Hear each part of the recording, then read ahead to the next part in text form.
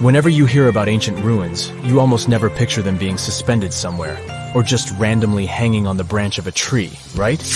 In fact, for most of the ancient artifacts we have exposed in museums all over the world, archaeologists did quite an impressive amount of digging. You see, buildings have this funny way of fading away over time if not properly taken care of.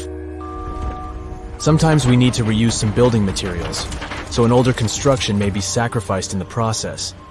Other times houses are abandoned, and once they are exposed to the elements on the surface, like rain or sunlight, they don't really stand a chance. Some just simply crumble away due to good old erosion. So the only way a piece of architecture can survive the test of time is if it's somehow gotten buried deep down. Now, how did they end up buried in the first place? Well, it's quite the comedy of errors. Ancient cities had a habit of gradually raising their ground level like a kid adding toppings to their ice cream sundae. You see, these settlements were always busy collecting food and building materials to keep up with their ever-growing population. But hey, who has time to deal with waste and rubbish? It wasn't exactly high on their to-do list back in the day. So when it came to building new houses, ancient civilizations found it much easier to save their sweat and tears by piling up the rubble and constructing right on top. But that's not all. Rivers would also occasionally flood and deposit a layer of sediment on the city floors, further encapsulating those ancient constructions. And in those dry regions like the desert, where the wind likes to show off its sand and dust dance moves, you can bet it was a constant struggle to keep the establishments clean. One hilarious example is the Sphinx, which had its head buried in sand until a group of archaeologists unearthed it in 1817. Some ancient towns eventually got covered up because they were completely abandoned. With less human activity to control their expansion, plant seeds couldn't resist the opportunity and sprouted all over the place.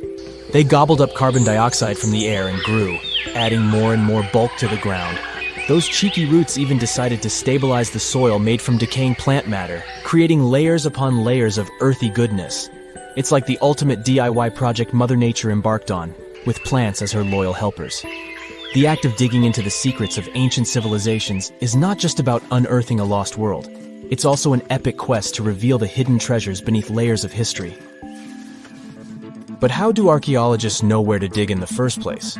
If everything is covered in layers upon layers of sediments, debris, and plant roots, they must have some sort of system they rely on before embarking on a new project, right? For starters, they're not always the ones suggesting an archaeological dig in a certain location. Let me explain. Let's say you're a contractor and you want to build a new fancy apartment complex in your city.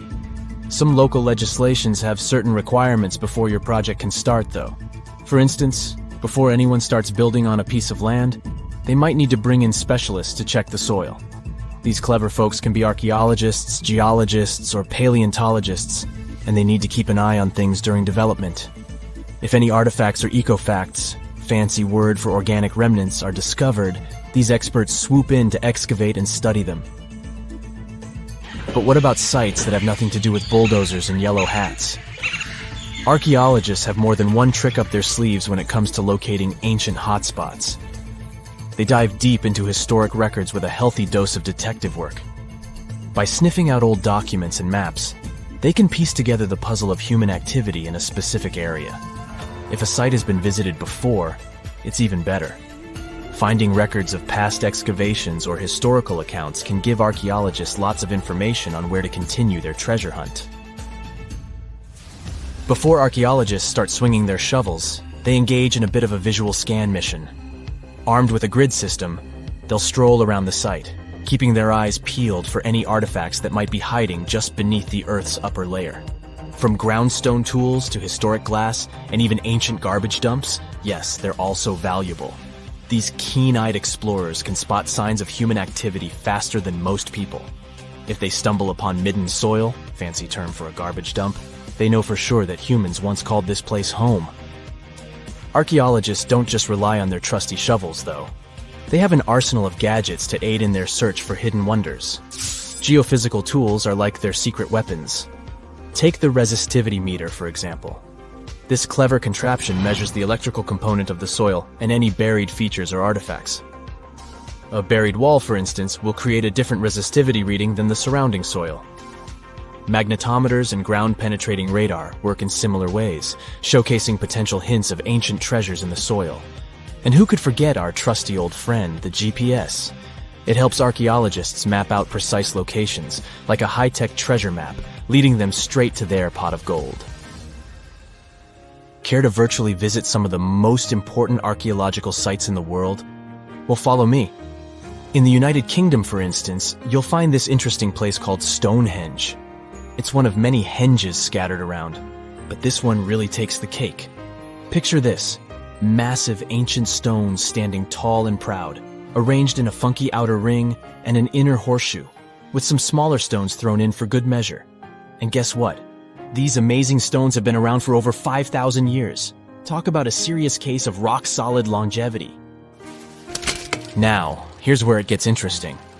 According to local folklore, the legendary wizard Merlin whipped out his magic wand and poof! He teleported these massive stones all the way from Ireland. Apparently, some giants had assembled them there, but Merlin decided they would look much better at their new location. Others think it's just the ruined remains of an old Roman spiritual edifice. These amazing structures were built by our Bronze Age ancestors. With their simple tools and limited tech, they managed to create this monumental masterpiece. Impressive, right?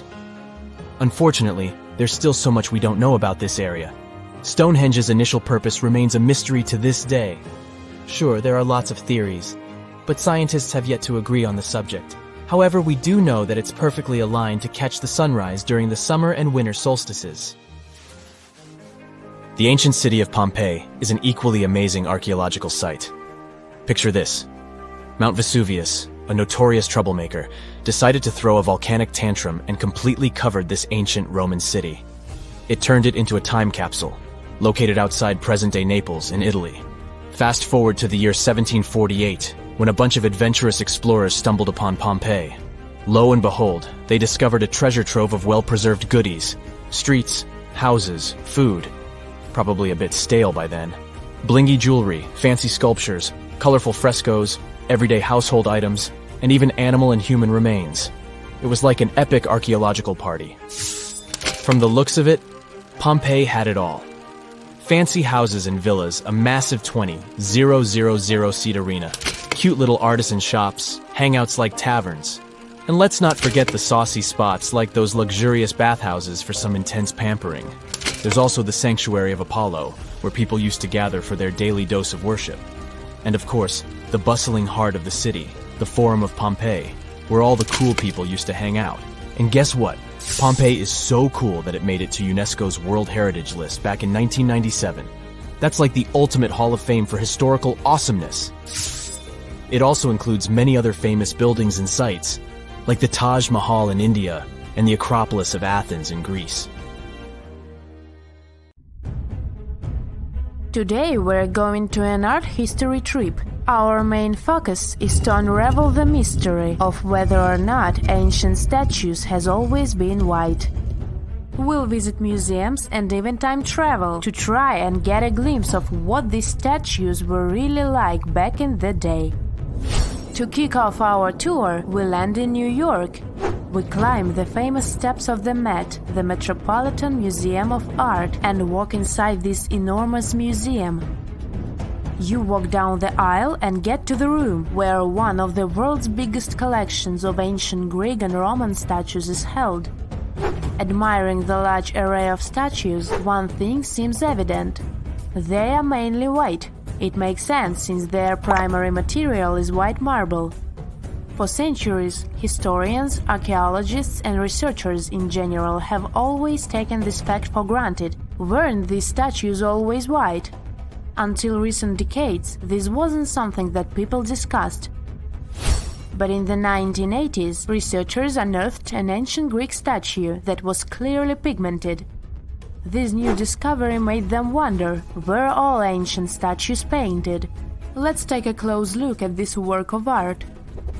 This 3rd century before the Common Era Greek statue was discovered to be almost entirely painted, still in its original form.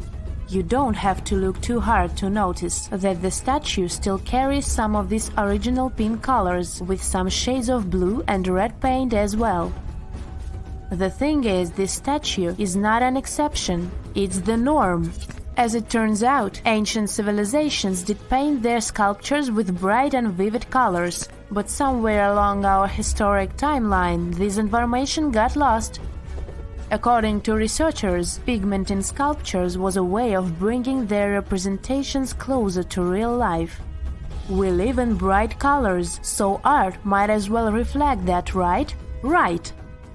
So let's take a few steps back to understand what happened. So why are our museum's galleries filled with white statues as far as the eye could see? You might have heard of Michelangelo. It's a famous Italian sculptor who carved the iconic David and painted the ceiling of the Sistine Chapel. Michelangelo was one of the most emblematic painters of the Renaissance. The Renaissance was a historical period when European artists, philosophers, and scientists developed a renewed interest in the creations of ancient Greece and Rome. Artists like Michelangelo started a series of Roman sculptures, like this one, the Laocoon and his sons. They fell in love with their lifelike figures and pristine white marble. The one thing they didn't know, and didn't have the technology to know, was if the colored pigments from those sculptures had faded. After all, they were found after years of being buried or left in the open air. It's speculated that this statue, the Laocoon, had colored snakes and mantles, for example. When the Renaissance artists set out to pay homage to ancient artists, they left their masterpieces bare too. They carved directly onto the marble and left them white, without pigmentation. Probably because that's the way they thought things were done in the old days. The works of Michelangelo and his peers influenced a whole generation of sculptors after that. So this way of doing art traveled to modern times without much questioning. However, evidence of color pigments in ancient statues is abundant. Some researchers show that scholars have known for at least a century that ancient sculptures weren't originally all white. Other studies suggest that this discovery might have happened even earlier. In early 1980s, archaeologist Vincent Brinkmann made a huge discovery. During his time as a student at the Ludwig Maximilian University in Munich, he developed a technology that was able to detect polychromy in ancient samples of Greek statues. Polychromy is an art of painting in several colors. Anyways, he was taken aback by his discovery and confused as to why and how other researchers and archaeologists weren't talking about this. As it happens, the first discovery that ancient statues weren't all that white happened a long time ago, way before Vincent was born. It happened during the unearthing of Pompeii back in the 1700s.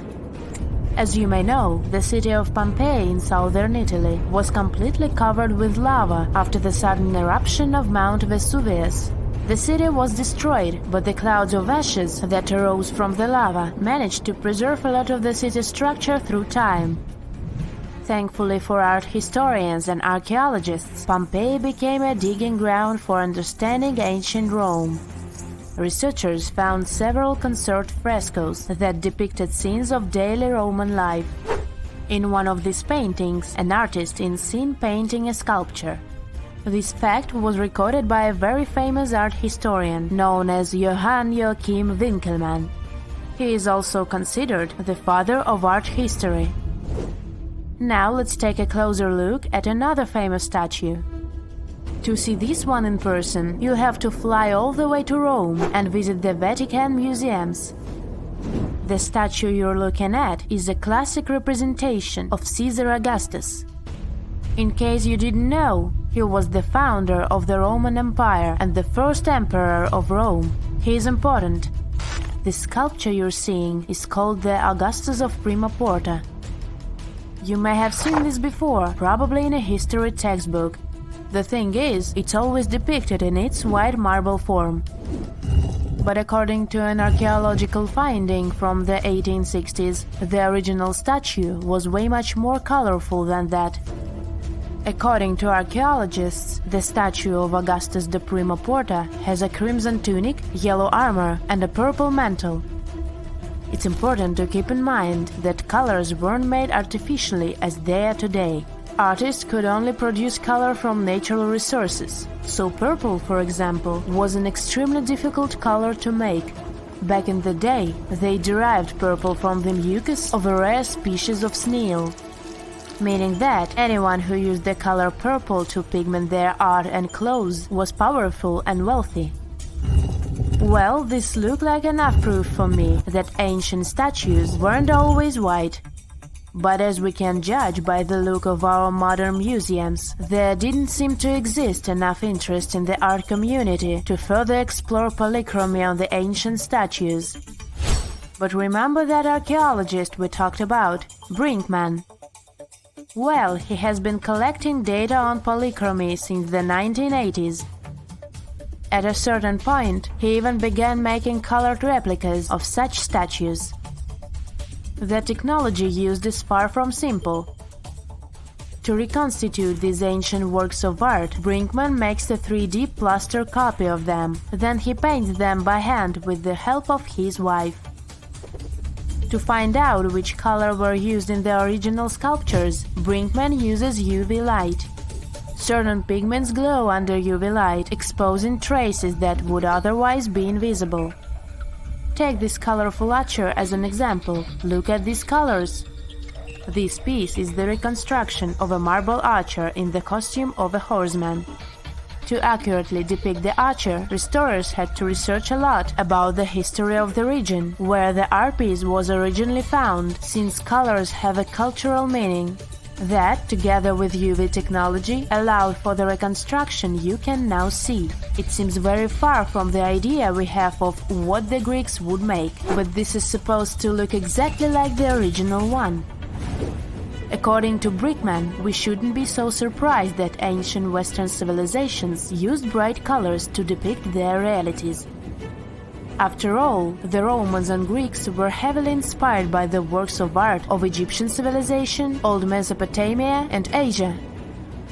For example, if you look at the famous Egyptian Sphinx, you might be led to believe that it always looked that way, but that wasn't at all the case. Modern studies and virtual reconstructions of the monument show us that the monument was very colorful. The body of the statue is believed to have been painted terracotta, while the regal headdress that circles the head is meant to have been golden blue.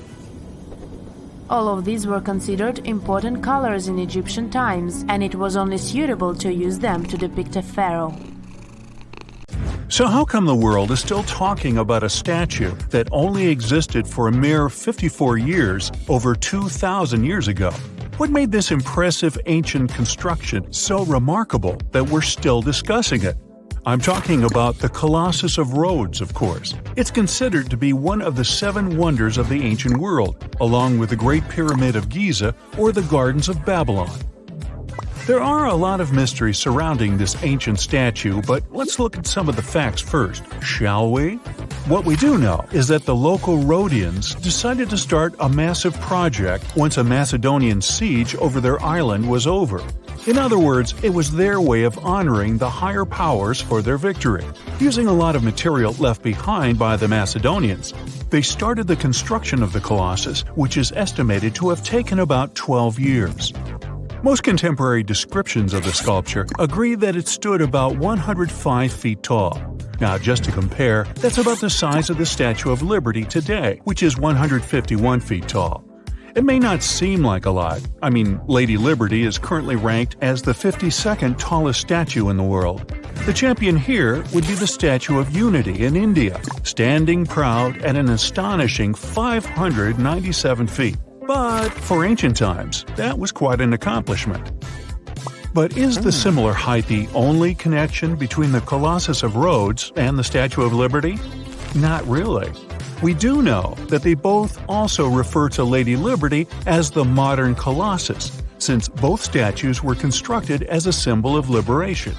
There's even a plaque placed inside the pedestal of the New York statue, inscribed with the first verse of the sonnet, "The New Colossus," not like the brazen giant of Greek fame. To build this massive Colossus statue, they sure needed a lot of bronze. Some ancient records even recount that the construction required 27,000 to 29,000 pounds of bronze. Even for modern times, this is a lot, but back then, they even called it an operation that involved the bronze industry of the entire world. The man tasked with bringing the statue to life was Charles of Lindos, a local Greek sculptor. The whole construction took place from 294 to 282 BCE, but unfortunately, Charles never got to see the end result. We don't know for sure why that happened, but some records claim constructing the Colossus of Rhodes may have led him to complete bankruptcy, since he failed to accurately estimate the cost for the massive statue. Anyway, we still don't know for sure how it was possible to build a statue this big back in those days.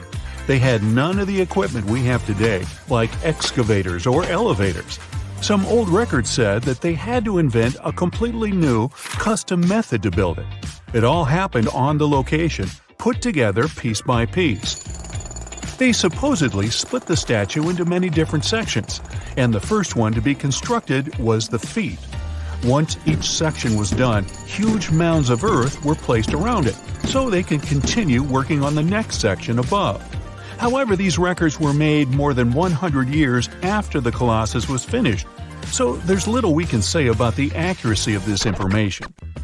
In all those 12 years, the local Greeks worked around the clock to build the Colossus of Rhodes. They started with a white marble base that they placed at the statue's feet. They then continued with some sort of an iron skeleton, to which they attached the bronze plates. Why did they choose bronze, though? Well, that was more for practical reasons, since bronze is stronger than iron and it can also sustain extreme weather conditions. More so, if you think about it, the statue was located pretty close to the sea, so the air surrounding it would have been pretty salty. That's why they needed to make it out of quite sturdy material. And what about the location? Well, that's something that has been up for debate for a long time. Researchers initially believed that the statue stood with each leg on either side of the Mandrake Harbor, one of many in the city of Rhodes, basically straddling its entrance. As imposing as that may sound, it was likely not the case. First of all, that would have meant the harbor would have to have been closed for the whole duration of the construction, which doesn't seem to match all the other records.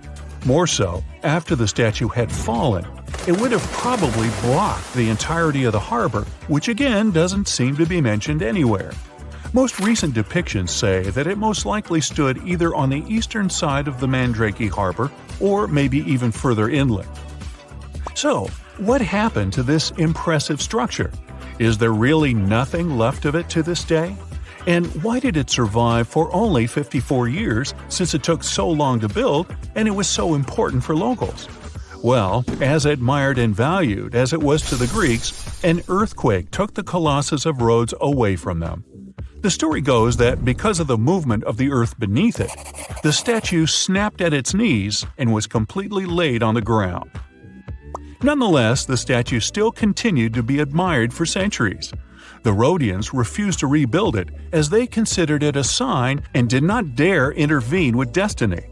By the middle of the 7th century, they had taken away what was left of the statue completely. Legend says it took about 900 camels to carry all the bronze away from the location. And what about the looks of the statue? This is also one aspect that is still shrouded in mystery. Even though it was a symbol of the locals' pride in maintaining their independence, they did not use the depiction of the statue for any of the coins they made, even though that was kind of customary. Other art historians do think, however, that the Colossus was similar to other depictions of the same mythological creature, a male figure that had rays of light rising from its head. The position of its hands is also still up for debate. Some say it might have even been holding a torch. We don't know if his hands were pointed straight down or whether the right arm was raised, like in similar representations in Greek mythology. The original might not be here for us to admire anymore, but there are some plans out there to rebuild it. A group of European architects intends to build a 21st century version of the ancient statue. This new construction is planned to stretch 500 feet tall. It should serve as a cultural center combined with a lighthouse. To make sure it won't have the same destiny as its ancient ancestor, These designers intend to use a lot of technology available today. Firstly, they plan to cover the whole exterior of the modern Colossus with solar panels so that the enormous building has enough electricity. They also intend to use modern resources to make sure earthquakes and wind forces won't affect the massive structure yet again. To do that, they plan to build the statue as a tripod structure, made from its 2 legs and a third pillar of support, constructed from the sash draped over the statue's arm and touching the ground. They also plan to place heavy steel support around the base for counterbalance. They even thought of a suspension system that would permit the statue to rock back and forth, making it a bit more flexible and able to resist all the various weather conditions. The manufacturer's suggested retail price on this project is quite high though, estimated at around $283 million. Supporters of the modern Colossus are optimistic as they are certain they can raise that impressive amount of cash through crowdfunding and private investments. Tourists visit them daily, scrambling for the perfect selfie with some of the world's best-known attractions. But I'm sure you're unaware of these little secrets some of these places are hiding. I promise that today you will look at these world-famous monuments in a new way. Did you know that the Statue of Liberty has a second name? The Liberty Enlightening the World. And what's hidden in a box under the statue, right here? This massive structure stands watch over the entrance to New York Harbor, welcoming travelers from around the world. And there's a lot about this beautiful lady that may surprise you. Designed by sculptor Frédéric Bartholdi, France gifted it to the United States in 1884. That's a pretty nice present, but there was a catch. Already built and much too big to move, it was dismantled entirely, packed into 200 crates, and shipped across the ocean. Then, workers put it back together in New York like a giant 3D puzzle. And though many assume the statue is made of stone, it is not. The outside is actually thin sheets of metal. Originally, Bartholdi wanted these sheets to be made of pure gold, creating a truly impressive sight. But at 305 feet tall, the expense was too great. He opted for copper, a cheaper material instead. The one drawback: copper turns green over time. When the metal comes in contact with oxygen, it results in a chemical reaction called oxidation. The Statue of Liberty was originally the color of a shiny new penny. Not as impressive as gold, but pretty spectacular. For 25 years, it changed to a darker brown. Then, slowly faded to the light green it is today.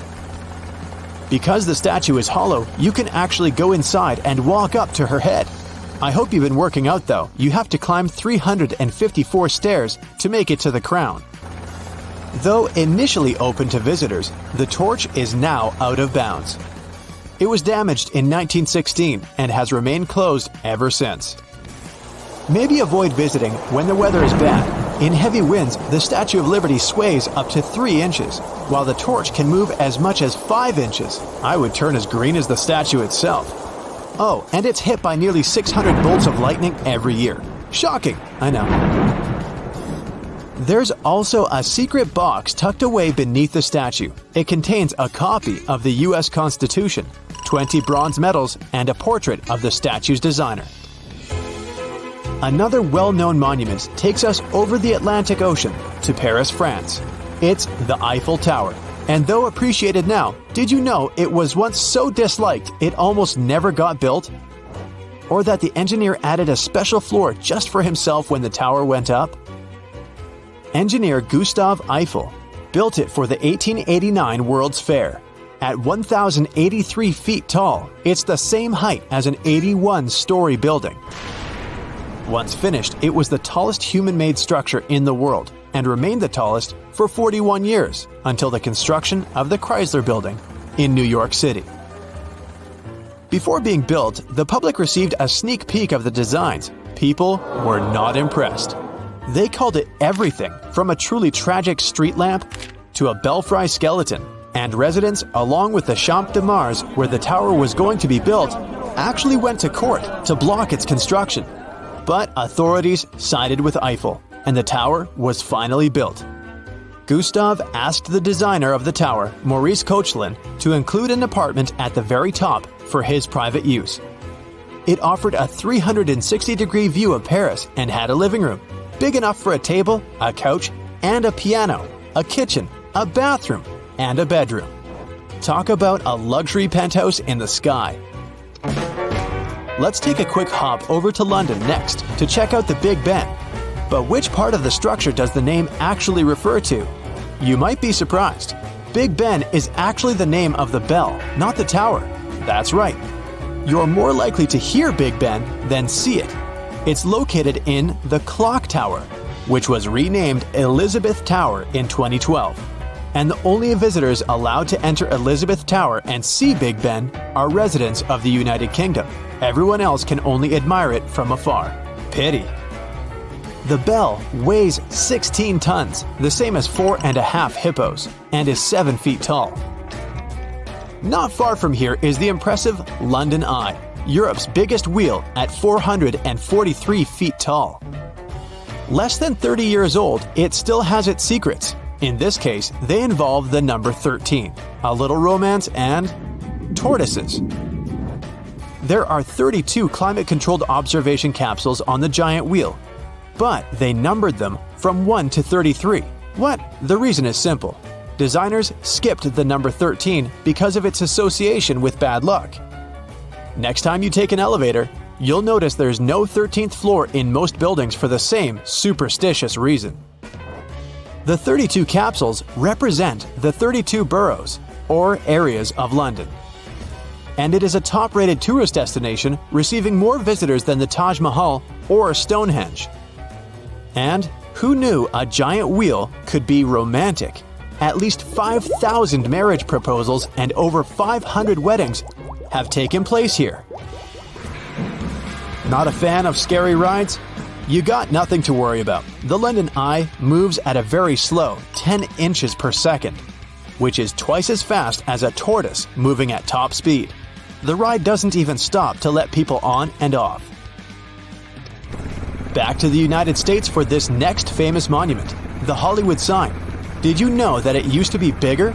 Or the reason it was built in the first place? Don't worry, I'm about to share all its secrets.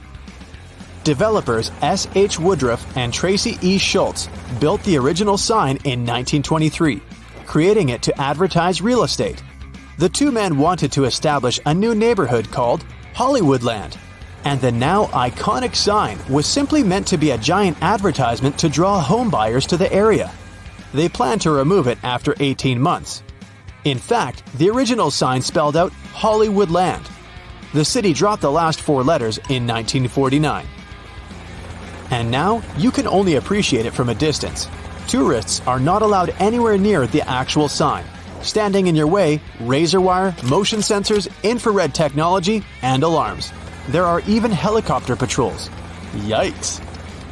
Let's head north to Canada next, to the city of Toronto.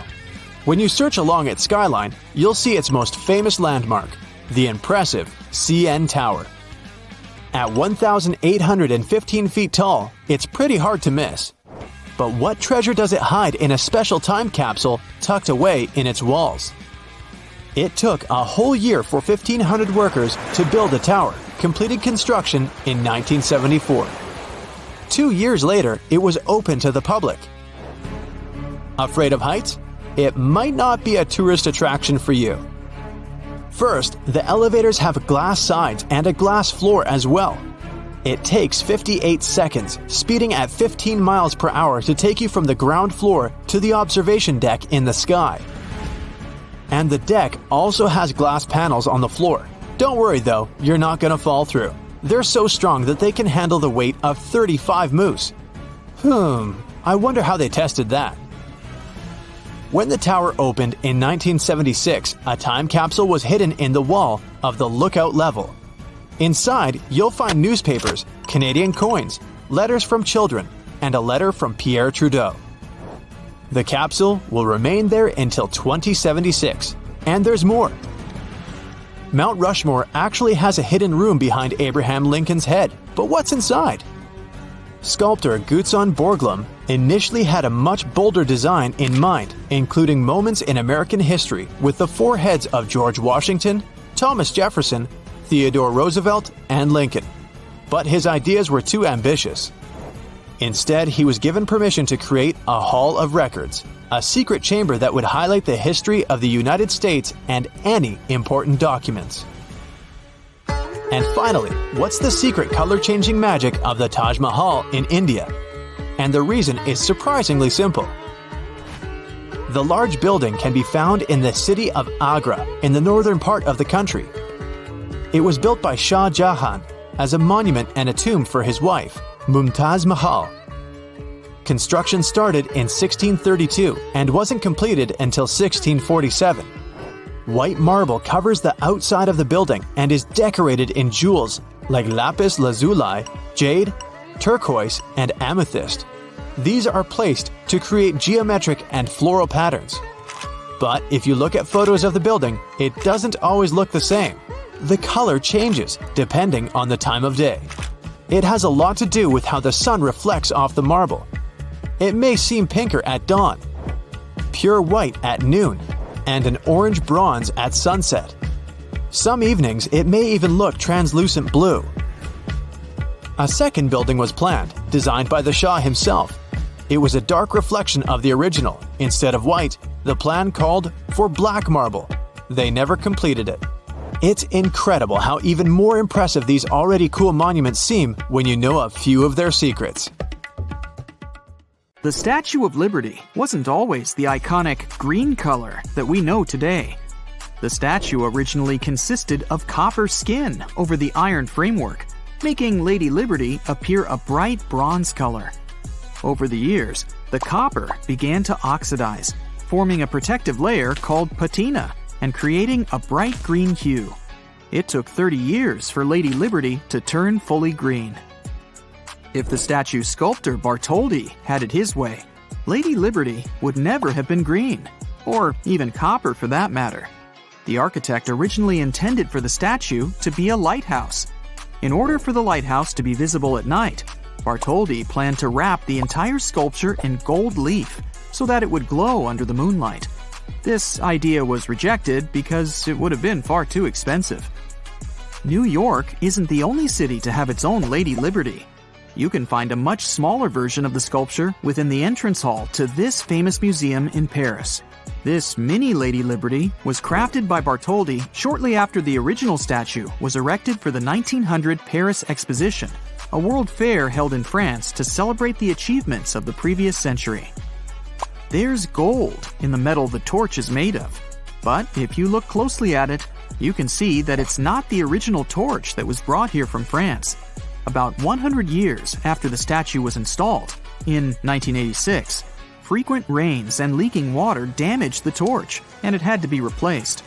At first, the old torch was displayed as a museum piece just inside the pedestal at the entrance. But recently, a new museum was built on the island, and the torch was moved there. Some rumors about the statue say that Thomas Edison once wanted to make it speak. He wanted to put a huge phonograph in it, the sound of which could have been heard even in Manhattan. Good thing this never became reality. It would have been unbearably noisy on the island, and it would have sounded creepy. Lady Liberty arrived from France on June 17, 1885, in over 300 copper pieces in 214 crates on the French ship Isère. It got into a terrible storm and nearly sank. The statue could have been moved to Baltimore, Boston, San Francisco, or Philadelphia. When New York didn't have enough money to pay for the pedestal, these cities were willing to pay for the whole construction on condition of its relocation. In 1983, David Copperfield made the statue disappear in front of a crowd. They were sitting on a platform, and the illusionist opened the curtain and showed them a big empty nothing in Lady Liberty's place. In reality, the platform was slowly moving until it reached an angle from which the statue couldn't be seen behind one of the towers on the platform. It's believed that Charlotte, the mother of Frederick Bartholdi, who was the statue's sculptor, became the model for its face. In 1876, one French senator met her at the opera. He was shocked to see a live version of the statue. Some people think that Lady Liberty has a male face. According to them, it doesn't look much like Bartholdi's mother, but is a copy of his brother. Frederick knew his face in every detail because he spent hours watching his brother at the hospital. In the summer, the crown of the statue becomes a temporary home for peregrine falcons. In the winter, owls are often seen there. Many other bird species migrate through Liberty State Park in the spring and fall months, including rare ones. The last official residents of Liberty Island were the family of the superintendent of the Statue of Liberty. They had free housing at Liberty Island until their home was damaged in a 2012 hurricane. At 305 feet tall, when the Statue of Liberty was first built, it was the tallest iron structure in the world. Of course, that has now been far surpassed. The tallest building in the world, Dubai's Burj Khalifa, has a staggering height of over 2,700 feet. That's almost 9 times taller than the Statue of Liberty. The famous sculpture is weatherproof. Lady Liberty is struck by around 600 bolts of lightning every year since she was built. Some photographers have been lucky enough to catch these moments. She's also survived hurricanes, ocean changes, and countless storms. The Statue of Liberty was designed to sway in the wind. During heavy winds, Lady Liberty can sway up to 3 inches in any direction, and its torch can sway 5. The weight of the statue can be compared to the weight of an empty Boeing 737. But this is only the outer skin of Lady Liberty. The metal construction inside, that is, stairs, pylons, and supports, weigh another 125 tons. It's like a small train locomotive. And the concrete base underneath weighs an impressive 27,000 tons. That's like a fleet of 11,000 heavy SUVs, or 180 of the largest blue whales. It took the workers 4 months to fully assemble the statue on the finished pedestal. The statue is connected to the pedestal, so it can't be lifted separately. And the entire metal structure inside can be seen through the glass ceiling of the pedestal. Although interior work was still in progress, you could already see the statue in all its beauty. There's a star-shaped base on the ground. It's the remains of the former Fort Wood on the island. Next comes the granite pedestal, which has its own observation deck, and the statue itself. Visiting Lady Liberty is a good workout. Visitors need to climb 354 steps to reach the crown. Inside the crown, there are 25 windows, providing stunning panoramic views of New York City. It's also much smaller than you thought it would be. Lady Liberty's crown is adorned with 7 individual spikes. Some say these spikes represent the 7 oceans and continents of the world, bearing the universal concept of liberty. Others think they represent rays of sunshine. The Statue of Liberty was first assembled near Parc Monceau in Paris. The locals loved her so much, they called her Lady of the Park. They used 300 different kinds of hammers to shape the copper, which was the weight of an African elephant, into the statue. The statue was finished thanks to one of the first crowdfunding campaigns in history. First, French sculptor Frédéric Auguste Bartholdi, who created the statue, raised funds in his country to build it. Then, over 120,000 donors in the U.S. joined in to give it a pedestal. Lady Liberty received a new torch with a flame during the 1984 renovation. It's made of copper and covered in 24-karat gold leaf. The original torch had to be replaced because of water leakage. You can now see it at the Statue of Liberty Museum. During the same renovation, the statue got a nose patch and a better supporting structure. The original one was slightly imperfect. They found out the head had been installed 2 feet off center, and the arm was 18 inches away from the body. The Lady of the Harbor is as tall as a 22-story building. Her face is as long as a queen-size bed, and her hands are twice as long. If this lady ever wanted to buy shoes, they'd have to be a size 879. Her waistline is as long as a double-decker bus, and she is about 5 times as heavy as a T-Rex. It's practically impossible to see it when you visit, but Lady Liberty is standing on a broken shackle and chains. They stand for breaking free. Her right foot is slightly raised. Bartholdi was thinking of putting chains in the statue's hand first, but ended up giving her a tablet instead. The pedestal now hosts a museum where you can learn all about the statue's history. From there on, you can climb a double metal narrow staircase of 354 steps to the crown. It's so small, it only fits 10 people at a time, but it has an impressive 25 windows. The torch is closed for visitors. Bartholdi was assisted in his designs of Lady Liberty's structure by Gustav Eiffel. He was a famous structural engineer who, you might have guessed from his name, is famous for designing the Eiffel Tower.